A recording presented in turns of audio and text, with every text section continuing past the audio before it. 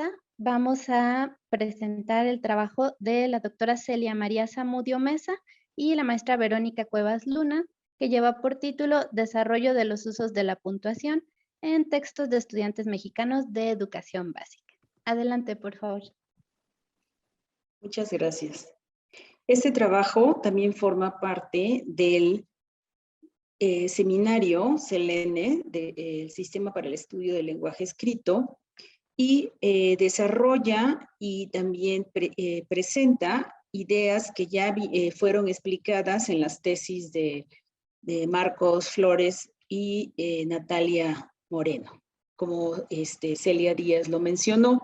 Entonces, nosotras, bueno, Verónica es nuestra asesora de sintaxis en el grupo, en el seminario, y Celia y yo trabajamos más de cerca la lengua escrita, diferentes aspectos. Entonces vamos a presentar este trabajo que hemos asesorado de Natalia, Marcos, y aunque Verónica no es directora de ninguna de las tesis, ella ha sido una asesora fundamental en este trabajo. El objetivo de esta investigación es estudiar el uso de la puntuación de distintos géneros producidos por estudiantes de primaria. Pongo primaria y no educación básica porque no vamos a presentar aquí resultados de secundaria, entonces solo de los 3 grados de primaria.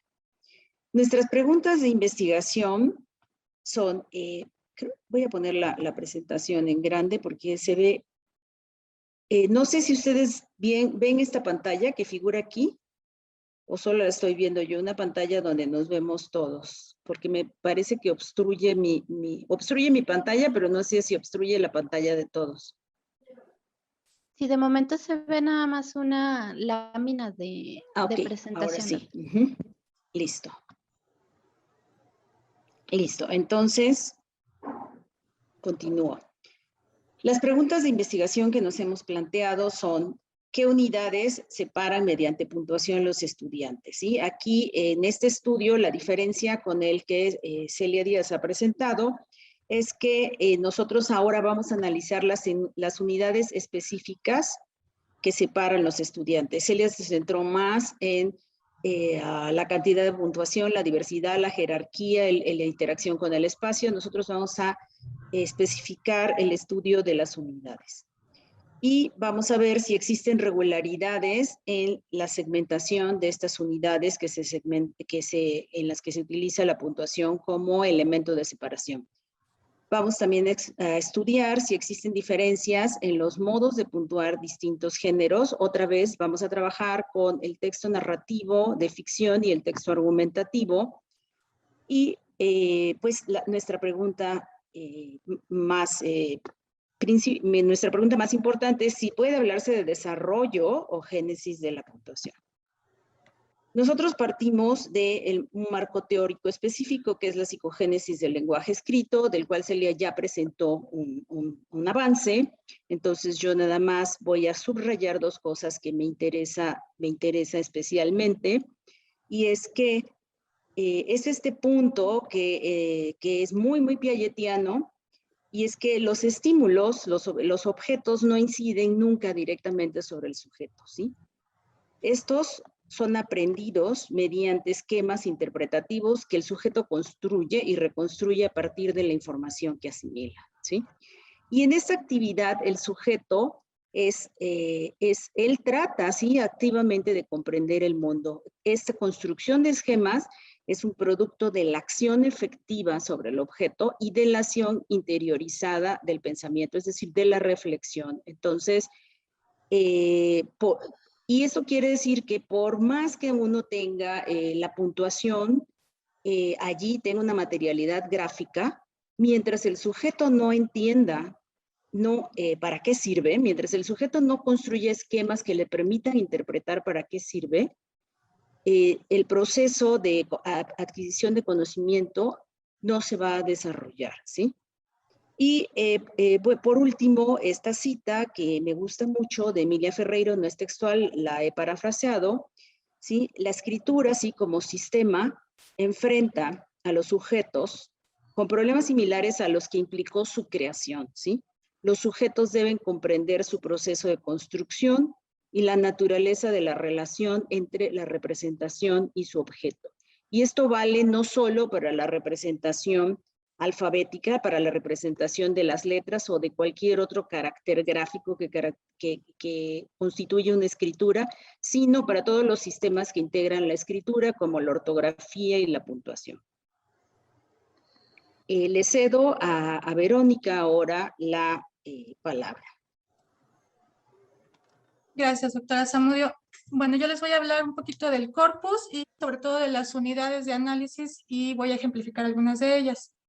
En cuanto al corpus, bueno, el corpus de esta investigación corresponde a una submuestra del corpus L-N, el cual ya presentó y ya dijo las características generales de este corpus la doctora Celia Díaz en su ponencia anterior. El criterio de selección de esta submuestra específicamente fueron 3 criterios: que los textos tuvieran puntuación interna, que los textos narrativos y argumentativos elegidos hubieran sido producidos por los mismos alumnos, es decir, un mismo niño produce un texto argumentativo y uno narrativo, que hubiera la misma cantidad de textos producidos por niños y niñas. Entonces, realmente la delimitación, la primera delimitación del corpus vino a partir de los textos de segundo año, los cuales se redujeron por el criterio de que necesitábamos que tuvieran puntuación interna. Pasamos a la siguiente, por favor. En cuanto a las condiciones de producción, bueno, que están en la lámina anterior, también ya nos las platicó en términos generales la doctora Celia Díaz, por lo tanto no me voy a detener en ello. Entonces voy a presentarles esta tabla con las unidades de análisis de la estructura del texto narrativo. De todas las unidades con las que se ha analizado la puntuación de estos textos, que son las que se muestran en esta tabla, las que nos interesan particularmente en esta presentación son las unidades de la estructura textual narrativa, las que corresponden a la tercera columna, las cuales tomamos de diferentes descripciones de varios autores, como entre ellos Labov y algunos otros. Para el análisis de la narración que estamos haciendo aquí, además resultan relevantes 2 unidades que se desprenden del tipo de tarea con que se licitaron los datos, los que están en la segunda columna, que nos dividen los textos de los niños en 2 partes fundamentales según la relación que tuvieron en la tarea con ella. La historia mostrada, es decir, la que vieron en el video y la cual están reportando a partir de haberla visto, y el final que ellos mismos crearon para esta historia. Pasamos a la siguiente, por favor. En cuanto al texto narrativo, tenemos 2 ejemplos aquí. Este ejemplo es de un texto de segundo de primaria, un texto narrativo que está escrito, ocupa 3 páginas, pero solamente encontramos en el cuerpo del texto 2 signos de puntuación. Un punto final que nos delimita una unidad textual, básicamente, y sobre todo el punto que tenemos en primer lugar, que separa las 2 unidades textuales, precisamente estas a las que me refería hace un momento, que están vinculadas con el tipo de tarea que se les pidió a los niños. La historia mostrada ocupa 2 páginas y termina precisamente en la parte de la tercera página donde aparece el punto. Y a partir de ahí está delimitado entre 2 puntos el final que fue creado por el mismo niño, lo cual nos da una delimitación en función de estas cuestiones vinculadas con la tarea, pero sobre todo nos delimita también en términos de tipo de fuente epistémica de donde se tomó, ¿no? La información. En primer lugar tenemos algo que podemos considerar discurso referido, mientras que lo que tenemos en el final escrito por el niño, pues es un discurso propio, ¿no? Lo cual está marcado en este texto explícitamente con las palabras "a mí se me ocurre que". Pasamos a la siguiente, por favor. Por el contrario, es un texto también narrativo, pero que se basó en la misma tarea de licitación, pero que corresponde al sexto grado.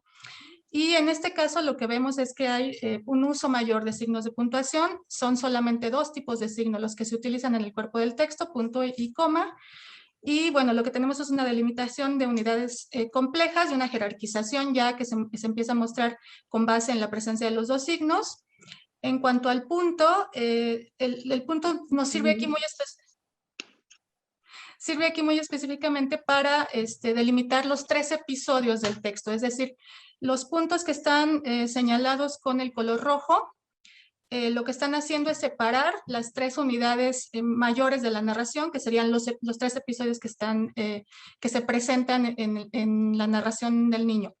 Tenemos en primer lugar el episodio inicial donde aparece un monje y después aparece un perro que le intenta que el monje juegue con él. El monje está molesto y avienta la pelota y esta pelota cae por un barranco, el perro la sigue. Ahí termina un primer episodio. El segundo episodio empieza cuando, con la reacción del monje a partir de la caída del perro por el barranco y que va a buscarlo y él mismo también cae. Y finalmente tenemos el episodio final en el que aparece precisamente, despierta el monje y ahí se cortaba el video y entonces ahí aparece precisamente el final que está creado por el niño.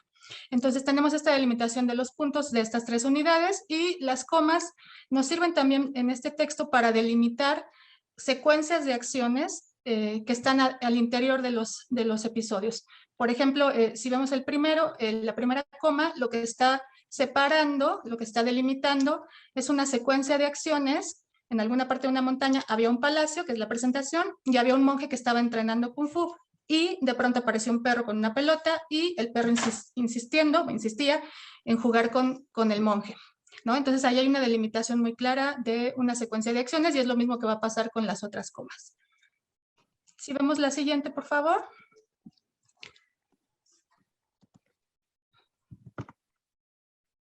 Gracias. Aquí tenemos la tabla correspondiente a las unidades de análisis de la estructura del texto argumentativo.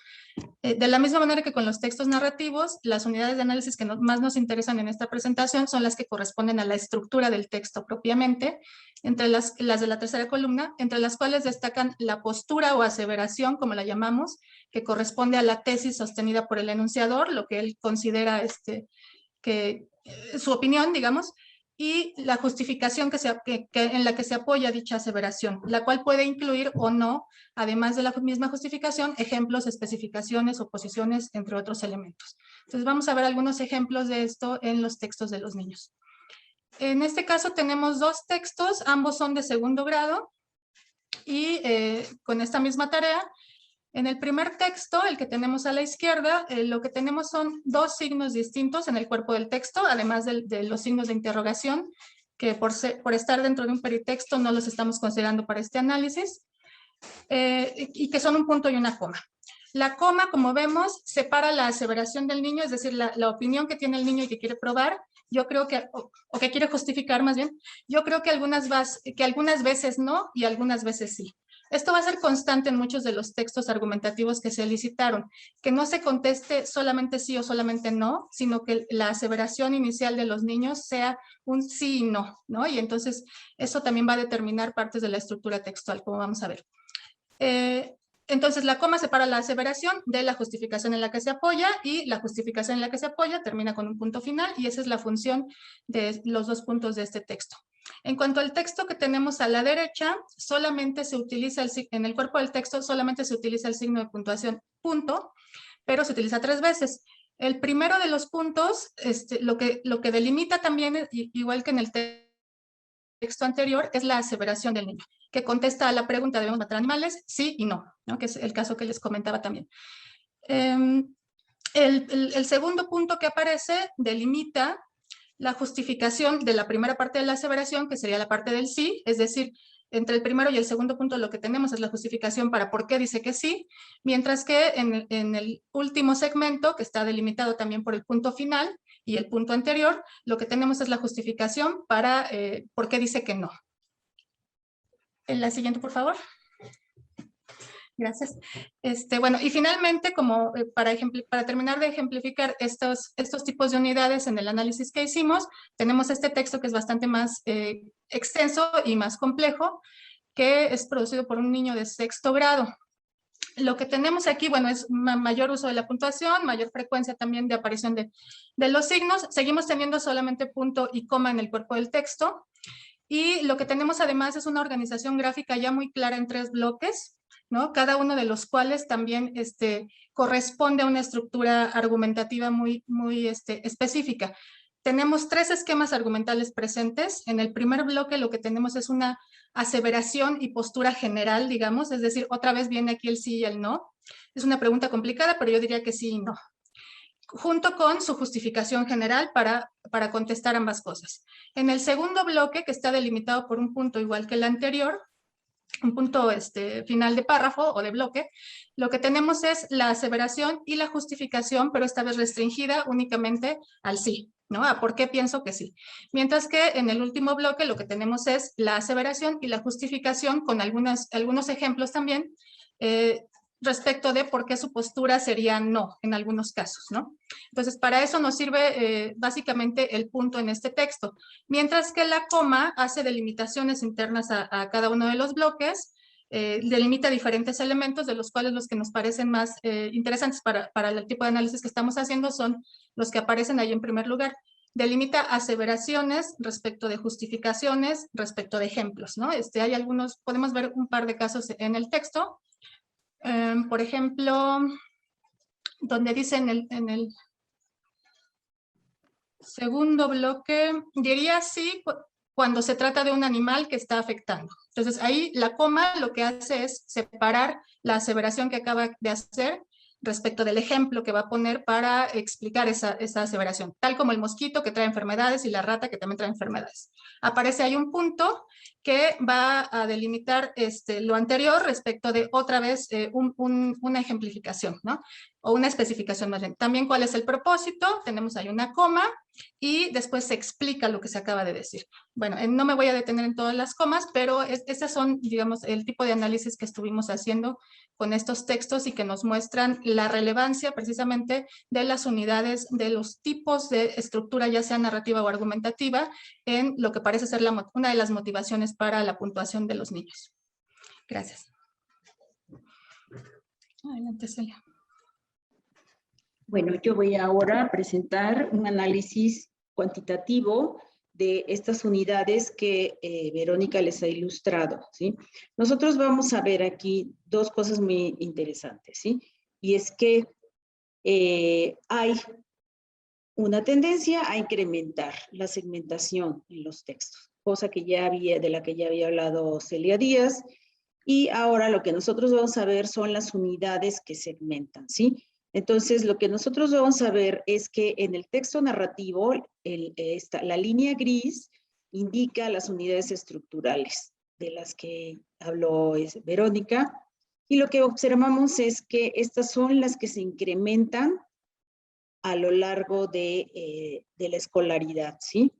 Y bueno, no es que las unidades se incrementen, se incrementa la separación de estas unidades, ¿sí? Porque nosotros no estamos haciendo propiamente análisis del discurso. Estas ideas de la estructura discursiva, estas nociones nos han servido para entender qué están haciendo con la puntuación. Y entonces lo que observamos es que estas separaciones de las estructuras se incrementan a lo largo de la escolaridad, ¿no? Y lo que más, el tipo de unidades que más incrementa es esta unidad estructural, tanto en el texto narrativo como en el texto argumentativo. Esto lo pueden ver en la línea anaranjada en el texto argumentativo, ¿sí? Que va de 65 unidades separadas en primero a 185 en sexto, lo mismo en el texto narrativo, de 38 a 184. El siguiente tipo de unidad que tiende a aparecer son las unidades gráficas en el texto argumentativo, y en el texto narrativo ocupan el tercer lugar, es la línea naranja. Y lo que uno, pues, es evidente que los chicos van empezando a hacer más bloques, y van a empezar a puntuar adentro de esos bloques, es decir, van a empezar a tener puntuación jerárquica. Y en esta puntuación jerárquica, los bloques van a tener un peso evidente, ¿sí? Van a tener un peso fundamental en la estructuración del texto. Y el tercer tipo de unidades que vemos en el texto argumentativo son unas que denominamos complejas, que son unidades de jerarquía, digamos jerarquía 3, es decir, es un texto dividido en bloques y cada bloque tiene puntuación fuerte en su interior, y uso esta denominación de Nina Katash, que son los puntos. Y dentro de estas unidades separadas con punto, dentro del bloque hay comas que son unidades de otra naturaleza. Y entonces eso hace que tengamos un nivel de complejidad o más bien una complejidad de 3 niveles. Y esto es lo que encontramos en las unidades complejas. Hay, por otra parte, ustedes pueden ver en el texto narrativo las unidades vinculadas a la tarea, que son las amarillas que están hasta abajo.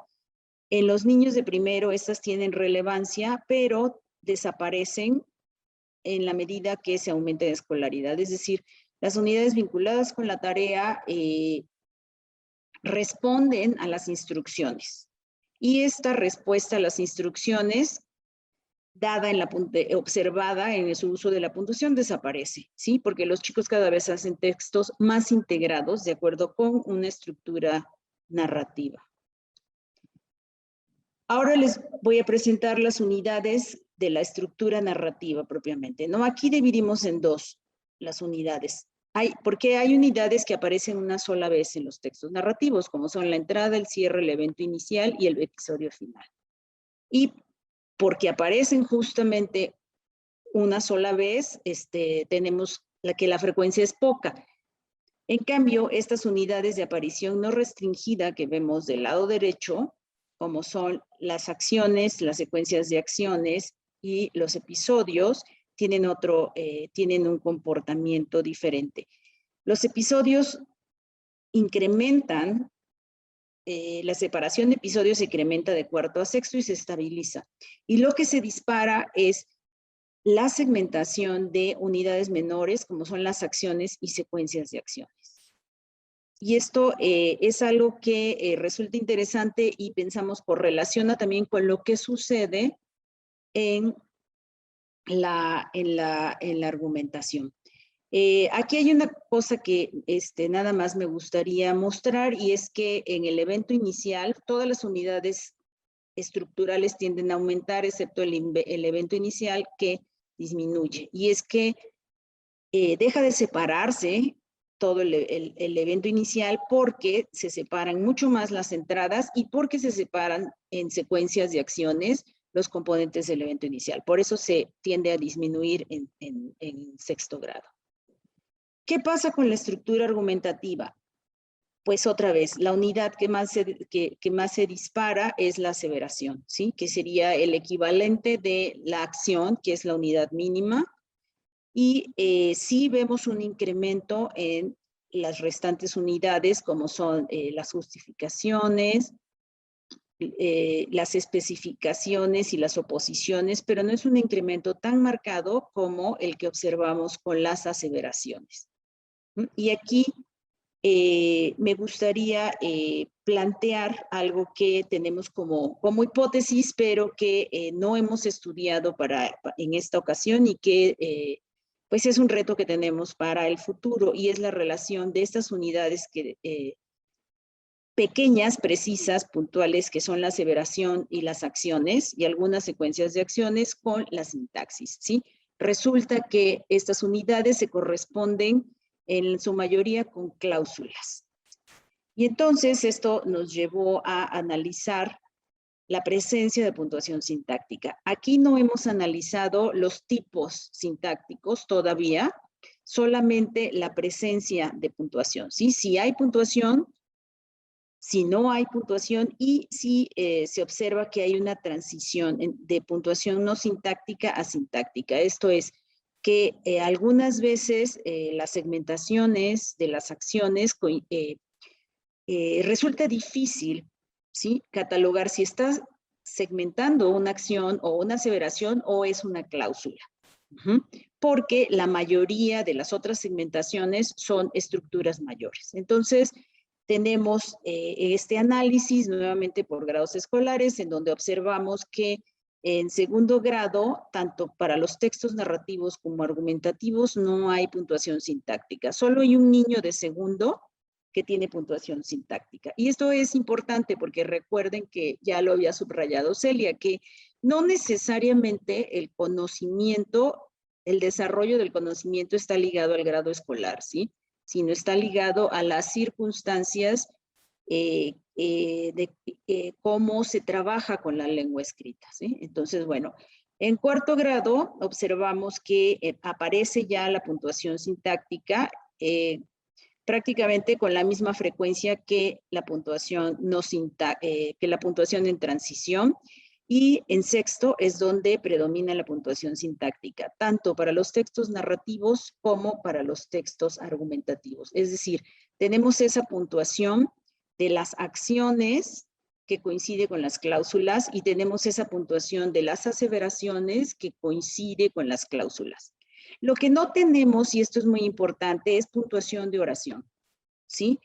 De la estructura, de una estructura narrativa, como puede ser un episodio, se pasa a la puntuación de cláusulas al interior o de acciones al interior. De la estructura argumentativa, que puede ser el argumento completo, se pasa a la segmentación de las aseveraciones, se separan de las oposiciones o de sus justificaciones o de los ejemplos, pero no encontramos realmente una sistematicidad de separación de las oraciones. Entonces, lo que pensamos es que la estructura, la segmentación de estas unidades estructurales menores es la que va a permitir que ellos reflexionen sobre otro tipo de unidades de otra naturaleza, como son las sintácticas. Les presento las conclusiones que tenemos de este trabajo. Sí, respecto de la pregunta si se puede hablar de desarrollo de una psicogénesis de la puntuación, creemos que sí se puede hacer. Y que este desarrollo presenta, porque este desarrollo presenta regularidades, ¿sí? No es azarosa la manera como los niños usan la puntuación. Que es ajena a las convenciones actuales, sí, pero que es azarosa, no. Lo que nuestros datos muestran es que hay una racionalidad o una coherencia que guía los usos de la puntuación. Y en este desarrollo lo que podemos ver es que los estudiantes advierten estructuras discursivas básicas, ¿sí? Es lo primero que advierten y separan, ¿sí? Separan episodios, entradas o cierres en el caso de las narraciones, o separan argumentos, aseveraciones o ejemplos en la argumentación, ¿sí? Ellos separan estas estructuras mucho antes que las unidades sintácticas. Después, lo que observamos es que a medida que adquieren mayor conocimiento del lenguaje escrito y la estructura de los textos, ellos comienzan a separar más sistemáticamente sus componentes. Y van de estos componentes mayores que hemos mencionado a puntuar, a separar componentes cada vez más precisos, como son las acciones y secuencias de acción en las narraciones y las aseveraciones, oposiciones y justificaciones en la argumentación. Y esto nos lleva a pensar que es posible, sí, que la identificación de estos componentes que Halliday llamaría ideacionales, ¿sí?, más precisos, los lleve al encuentro con la sintaxis, ¿sí?, puesto que muchos de ellos coinciden con las cláusulas. Y bueno, simplemente unas consideraciones para investigaciones futuras que pensamos seguir, y es queremos justo analizar esta relación entre la separación de componentes discursivos finos y la sintaxis, y estudiar la especialización de los signos. Esto es muy, muy importante para poder analizar cómo empiezan a establecer la jerarquía también. Y por supuesto, aquí es necesario entrar con los estudiantes de secundaria para poder seguir el desarrollo de una manera más completa, ¿sí?, con poblaciones que tienen más escolaridad, más edad, y podemos suponer que han tenido más contacto adecuado con la lengua escrita y han podido desarrollar un mayor conocimiento. Y bueno, hasta aquí mi presentación, y muchas gracias a todos por la escucha.